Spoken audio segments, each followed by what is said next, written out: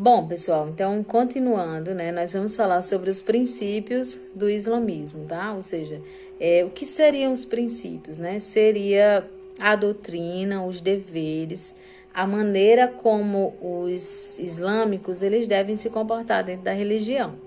Então, tá na página 36, tá? Os princípios, eu quero que vocês leiam com atenção. E aí eu vou trazer só a característicazinha de cada um. São palavras que nós não conhecemos, né? Muito bem, né? São palavras que nós não falamos muito, mas e cada uma tem um significado. Então, a doutrina islâmica, ela se pauta por 5 pilares, ou seja, 5 princípios, né? Quais são esses princípios? O primeiro deles é a shahada, que a shahada é o testemunho, é quando a pessoa se converte, enfim, ou adere ao islamismo e aí faz a sua profissão de fé, né? Ou seja, a sua conversão é anunciada como testemunha de que a partir de agora você vai seguir a esse princípio, né? O segundo princípio é o salat, que são salat. Salat são as orações feitas pelos muçulmanos adultos, né? Eles têm a obrigação de fazer orações durante 5 vezes ao dia, né? Como forma de anunciar sua devoção a Allah.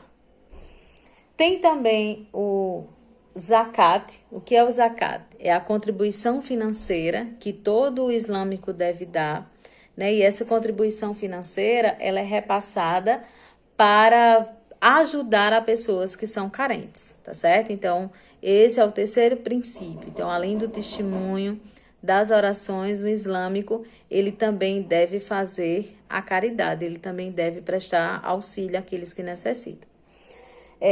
Quarto princípio é o saum, né, que é um jejum feito no mês do Ramadã, quando se comemora a revelação da palavra. O que é o Ramadã, né? A revelação, né, da palavra para Maomé, e aí o princípio da expansão da doutrina islâmica, tá? E a quinta, né, o quinto princípio é o Hajj, ou Haji, né, para alguns, que é a peregrinação à Meca, né, que é feita pelo muçulmano pelo menos uma vez na vida. Então, todos os muçulmanos eles precisam ir à Meca como um princípio do islamismo. Além do conhecimento sobre os hábitos e sobre os princípios, né, os pilares do islamismo, nós também temos conhecimento de boa parte da cultura islâmica, né? Ou seja, de como os islâmicos vivem a sua vida, né? Ou praticam socialmente a leitura, as artes, enfim. E como é que nós temos o conhecimento sobre isso, né? Lembrem que nós falamos anteriormente sobre a expansão islâmica, né? Então, esse processo em que o islamismo faz, né, a cultura islâmica faz, a partir dessa migração do Oriente para o Ocidente, né? Desde a entrada na Península Ibérica, e aí depois com essas influências vindo também para a América posteriormente, enfim, em tempos diferentes da história, tá? E aí, na questão da cultura, né, nós queremos destacar, o livro vai destacar a influência dos islâmicos, né, na ciência, como é que eles pensam a ciência, né, quanto eles vão valorizar os estudos, eles vão valorizar, né, mesmo fazendo a expansão, esses povos, eles vão captar parte dessa cultura de outros povos, tá, gente? Então, eles vão tentar aprender com os povos dominados, né, das suas técnicas, dos seus estudos, das suas leituras. Eles vão traduzir parte dessas literaturas para o árabe, né, para poder difundir essa cultura aprendida, tá?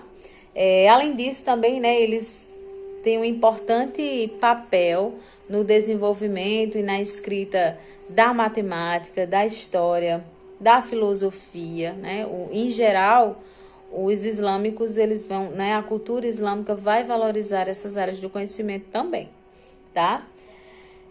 A arquitetura, a arquitetura islâmica, né, os muçulmanos vão construir grandes obras, né, e com um traço muito peculiar, né, da sua cultura, o uso dos azulejos, enfim, as formas, né, dessa arquitetura vão ser bem características, né? E como é que vão ser isso, né? Eles vão fazer mesquitas, palácios, fortalezas, sempre trazendo esse traço que é peculiar, ou seja, que é muito próprio da cultura islâmica, tá certo? E aí essa arquitetura ela vai se destacar, né, pelo uso dos vitrais, dos tapetes, dos adereços, tá certo?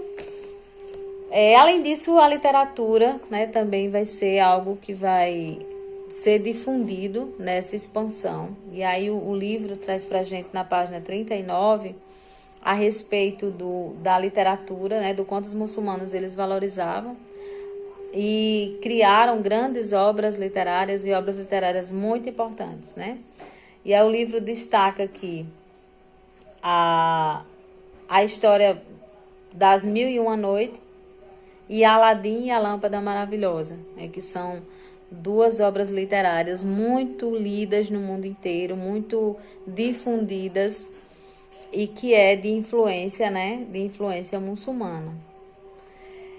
Bom, gente, e para finalizar, eu queria só trazer uma questãozinha que está no box na página 39, que são duas perguntinhas. Quem é árabe?